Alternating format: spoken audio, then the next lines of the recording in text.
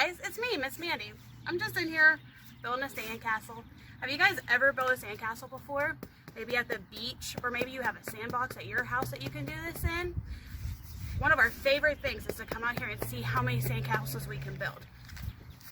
So, you guys might remember in the Bible, there's a story about two guys. One built his house on sand, and one built his house on rock. So do you guys know what happens to sand when water hits it? Maybe at the beach you've seen it when the water comes in and it hits the sand, and then the water takes the sand back into the ocean. So that's what happened to the man who built his house on sand. So just like this sand, look, see what happens? When the water hit it, it goes away. So we're going to talk today about building your life on the rock, which is Jesus, and how we get to know about Jesus. So back to the guys that built their house on rock and on sand. Do you know what happened to the man that built his life on the rock? What do you think happened? When the hard times came, do you think that he was washed away like the sand was with the water, or do you think he stood firm? There's an old song that I want to sing with you guys that used to be one of my favorites when I was a kid. Ready? It goes like this. The wise man built his house upon a rock. The wise man built his house upon the rock. The wise man built his house upon the rock, and the rains came tumbling down. The rains came down and the floods came up. The rains came down and the floods came up. The rains came down and the floods came up, and the house on the rock stood firm. The foolish man built his house upon the sand. The foolish man built his house upon the sand. The foolish man built his house upon the sand, and the rain came tumbling down. The rain came down and the flood came up. The rain came down as the flood came up. The rain came down as the floods came up, and the house on the sand went smash. So you guys know what that's saying? That the guy that built his life on Jesus stood firm. When things weren't so good, he still was able to stand firm because he had the hope in Jesus and what the Bible said, and he knew exactly what the Bible said. So we're going to continue learning about Jeremiah. And as you guys might remember, Jeremiah was sent to the people of Judah to tell God's message. But did the people in Judah want to hear God's message? They didn't. But even though the people in Judah didn't want to hear about God, did that mean that Jeremiah stopped telling them, or did he keep going? Jeremiah kept going because that's what God told him to do. God told him, go share my message with my people. And even if they don't receive it, even if they don't listen to you right away, keep telling them. Because you never know. And even in our lives, we might be telling somebody about God, and it might seem like they're not paying attention at all, or like they don't want to hear it, but you're planting a seed. Have you ever planted a seed and watched something grow? Maybe some of you have gardens, or maybe your grandparents or somebody has a farm that they have a garden, and you plant the seed, and it doesn't grow right away, right? It takes a while for it to keep growing until you can get whatever it is that you planted, you can enjoy it. So it's kind of like that sometimes whenever we tell people about God. So just like that seed in the garden, sometimes we have to wait for our friends or our family that we've told about God. We have to wait for them to grow and grow and grow. It might not be right away. It might not be when we're trying to tell them something, but the Bible tells us that we need to keep doing it. So Jeremiah continued to do what the Bible told him to do, even when other people around him were not doing that. They were disobeying God, they were probably making fun of him, and they were being mean to him, and they were bullying Jeremiah. But did that change Jeremiah's way of living? Did he start to live like they did? Or did he cling to God and do what the Bible told him to do?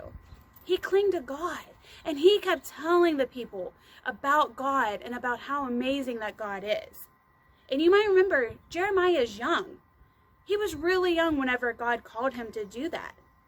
So you might remember in our memory verse, which you guys we've been working on, this is our last week working on this Bible verse. And it says, do not say, I am too young. You must go to everyone I send you to and say whatever I command you. Jeremiah 1:7. So just like we have been, and like we do in Sunday school on Sunday mornings, I'm going to read it, and I want you to repeat after me.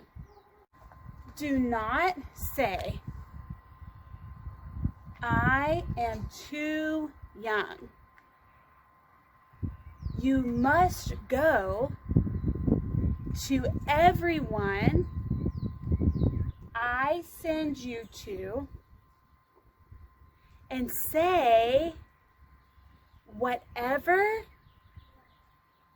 I command you. Jeremiah 1:7. So just like this Bible verse tells us, even though we're young, you guys are young right now, you can still do what the Bible tells you to. Maybe you're with a group of friends and they're trying to do something bad. Maybe they're disobeying their parents and they want you to do the same. They want you to disobey your parents. Should you do that? Does the Bible tell us to obey our parents? It does, right? So even though other people might be disobeying and going against what the Bible tells them to do, we're supposed to do the right thing because we live with Jesus as our best friends. We're supposed to live differently, right? We're supposed to stand firm on the rock, and the rock is Jesus. We're supposed to cling to him to know what to do. And just like we're supposed to cling to him to know what to do, we're supposed to cling to him again for hope. We've been talking about having hope in Jesus and Jesus being there for our scary times. There's another song that I know that I want to sing with you. It's called This Little Light of Mine, and you might have heard it before. It goes like this. This little light of mine, I'm gonna let it shine. This little light of mine, I'm gonna let it shine. This little light of mine, I'm gonna let it shine. Let it shine, let it shine, let it shine.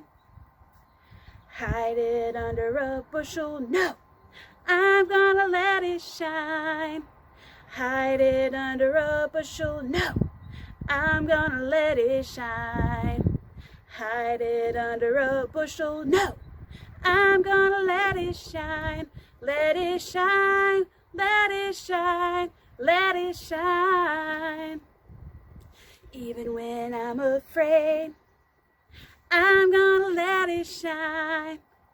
Even when I'm afraid, I'm gonna let it shine. Even when I'm afraid, I'm gonna let it shine. Let it shine, let it shine, let it shine. So why can we let our light shine?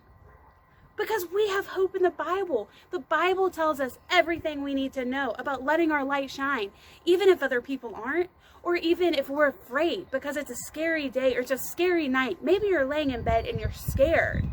But we know that God is always with us. God is always there to protect us. He's always faithful to do exactly what he says he's going to do. Just like we learned last week, God is always there. So even whenever we're afraid, we can let his light shine. Even if nobody else is doing it, we can still let his light shine because we have that hope that Jesus gives us. I, just like last week, am missing you guys so much. I cannot wait to see you. I pray and pray and pray that it's soon. I hope that we get to go back to church. We are going to have the best Sunday together ever. We are going to celebrate when we get to go back to church together again. But for now, I would love to hear from you. Have your parents record a video for me. Send it to me on Facebook or however they want to send it. I would love to see you guys. I miss you. I am continue to pray for you while we're away. I can't wait to see you. I can't wait to hug you. So be ready because that's going to happen too. But until then, we're going to continue with our lessons online. Thank you guys so much for watching last week. Make sure that I'm knowing whenever you are watching them. That way I can mark you down for your points.